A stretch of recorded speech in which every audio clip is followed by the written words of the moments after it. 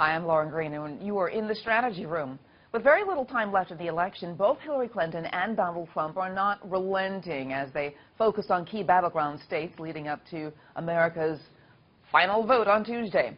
Well, Trump in New Hampshire, Ohio, and Pennsylvania, states critical to his chances of winning, and Clinton in Michigan, Pennsylvania, and Ohio. Although Clinton may have the advantage on the electoral map, new national polls are showing a very close race. Who will clinch the victory after a controversial year of campaigning? Joining me now, professor at Iona College and strategist at Applied Economics, Jeanne Zaino, and columnist for the Fiscal Times, Liz Peek. Welcome to you both. Thank you. A lot of us are just saying, please let it be over. Any minute now. Well, 4 days to go, and it will be. The end is near. So, you know, we've got a rough election for both Clinton and Trump. What do you make of the candidates' efforts, Liz, to really kind of strategize in terms of getting those electoral votes? Well, it is interesting because it's been fluid. About 10 days ago, the momentum shifted very much in Donald Trump's favor, sending Hillary Clinton, for example, back to Michigan, where she hadn't been in a long time because that was considered a safe state. She's ramping up advertising in Colorado, where, again, she hadn't really spent a dime in months. And Donald Trump is going back to places where people really didn't think he had a chance. Now, my perception, and I may be wrong, is that momentum carried through last weekend, carried through into this week, and now it's kind of stalled. And she's still ahead a little in most of the battleground states, not all. And there have been outlier polls in North Carolina, for example, showing him up. Even Virginia had one poll. But the Washington Post had a story out today saying it all comes down to New Hampshire, which I think is sort of funny. Really wild. You know, 4 electoral votes, right? A big Senate race. I mean, in some respects, it's an important state, no matter what happens in the presidential election. But it's amazing to me to think that it all comes down to who wins. And he's going to be in New Hampshire on Election Day with Mike Pence. So clearly they're thinking it's pretty important, too. But it's very tight, and actually I think it's quite fluid. Things seem to be shifting back and forth almost day to day. You know, because, Jeanne, you know, one of the things we're talking about is sort of the blue wall, the Democratic wall that cannot be penetrated by the Republican Party. But clearly there are some issues with certain states that actually could go either way. And so what is the strategy now for Clinton and Trump as they sort of eye the mathematics behind the election? So the Democrats have, as you mentioned, been banking on this quote-unquote blue wall. And so interestingly enough, we are almost back where we started originally when Trump became the nominee, which is if he can pick off one of those Rust Belt Midwestern states, he has a shot of winning this thing if all the swing states or most of them go his way. So, you know, he's got to win Florida, he's got to win Ohio, that's all got to go his way. And then if he can pick off one of these quote-unquote blue wall states, like Liz mentioned, New Hampshire, interestingly enough, or one of those other Rust Belt states, he has a shot of beating her.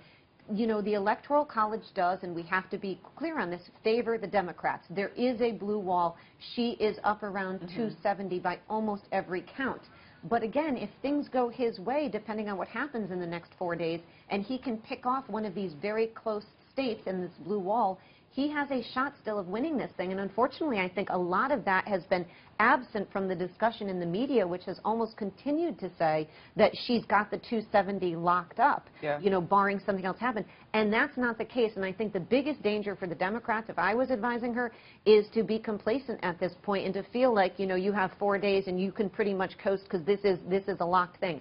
That is not the case here. And you can see, you know, Donald Trump has 10 states he's going to be visiting in the next few days. Wow. She's going to be keeping up the momentum as well. And you know what those states are. Those are the ones that he feels like he can pick off, like New Hampshire. But I think whatever complacency set in, and I think it totally did about 10 days ago when she was up 12, I think, in the ABC tracking poll, I think that went away very quickly. Because for the Democrats, we have to hope it did. Yeah, because she was even spending some ad dollars in Texas kind of to tweak him and going into some other real Republican stronghold states, kind of saying, you know, it's over, I've done it, etc.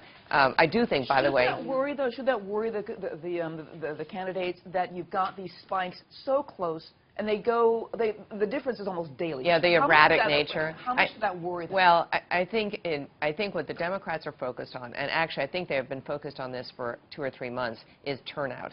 And I think the latest reporting is that those ups and downs in the polls and stuff really isn't impacting turnout very much.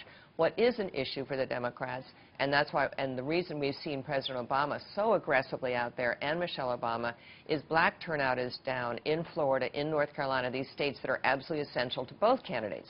That's what gave Obama the advantage in both 2008 right. and 2012. Yes, and you know, we all know that the African-American vote was strongly for Obama, a big part of the coalition. They are not so keen on Hillary Clinton, but the president is still very popular, and he's going to get a lot of people out to vote. Okay, and Liz, just, I mean, Jeanne, your final thoughts on We're both in red. I know, it's the red. You know, I do think that she has the money, and that's what she has to her advantage, and she has the organization on the ground. And don't forget, we've had about 24... It's more the organization rather than the money. It's more the organization. We've had about 24 million people vote early, which is another aspect of this we can't forget.